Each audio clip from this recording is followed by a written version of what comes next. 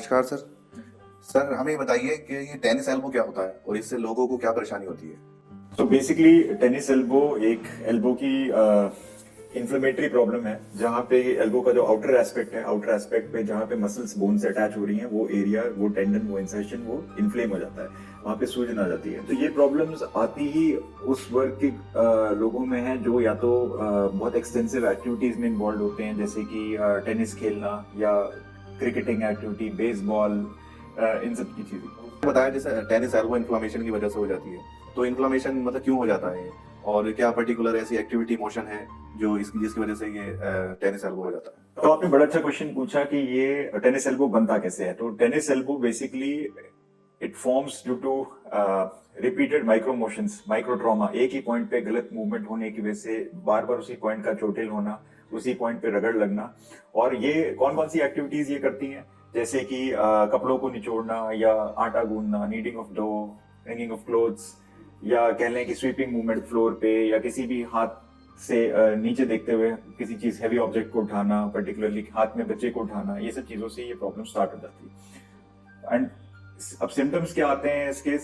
तो diffuse pen रहता है, लोग कंप्लेन करते हैं कि हमें बाजू के बाहर की तरफ जो है दर्द है, कोई भी चीज हम उठा नहीं पा रहे। कई लोगों को, जिन लोगों को सीवियर प्रॉब्लम है, उन लोगों के लिए तो इवन एक पेपर को उठाना, पेपर जितने वेट को उठाना मुश्किल हो जाता है। अब एथलीट्स में क्या है कि repeated motions, repeated swinging motion of the elbow, four arm and the arm, ये रिपीटेड, जैसे स्ट्रोक प्लेइंग एक्टिविटी, जिन भी स्पोर्ट्स में स्ट्रोक प्लेइंग एक्टिविटी है, like squash, tennis, even cricket.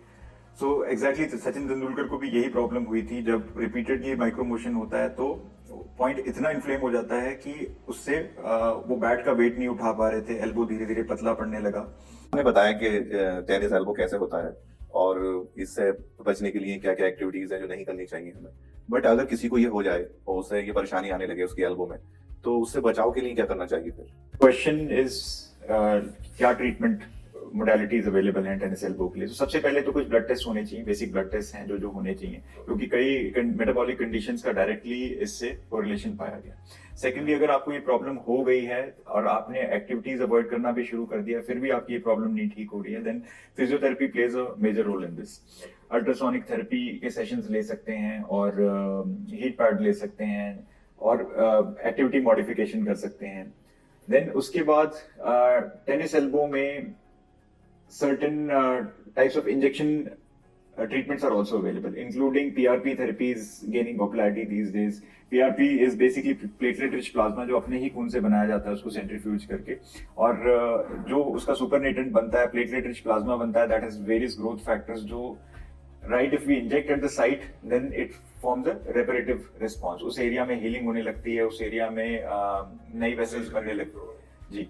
और उसके अलावा जो कन्वेंशनल थेरेपी इसमें है कि स्टेरॉइड इंजेक्शंस लगते हैं वहां पे उस सेम पॉइंट पे, और उसमें जो है इन्फ्लेमेशन को कम कर दिया जाता है। तो ये एडवांस है, और सर्जरी की नीड इसमें बहुत कम पड़ती है usually, but surgical treatment is also available in case of advance cases. Sir आपने ट्रीटमेंट बताया हमें, बट मैं ये जानना चाहता हूँ कि आप जैसे ऑर्थोपेडिक सर्जन हैं, आपके पास इतने सारे पेशेंट्स आते हैं, तो आप अपनी प्रैक्टिस में इसमें क्या अलग करते हैं, मतलब ऐसा कि जो इसको जल्दी इम्प्रूव करें? तो जो स्पेशली जो एडवांस केसेस होते हैं, those people that are suffering a lot, जिनको बहुत ही ज्यादा दर्द है और बिल्कुल हाथ लगाते ही इतनी इन्फ्लेमेशन है कि they are just not able to tolerate the pain, हम उनको अंडर लोकल एनेस्थीसिया या under some sort of block we do a manipulation procedure, जिससे कि हम उस लीजन को फुल लीजन में कन्वर्ट करके नेचुरल हीलिंग का वेट करते हैं। And we supplement it with other things like physiotherapy and medication.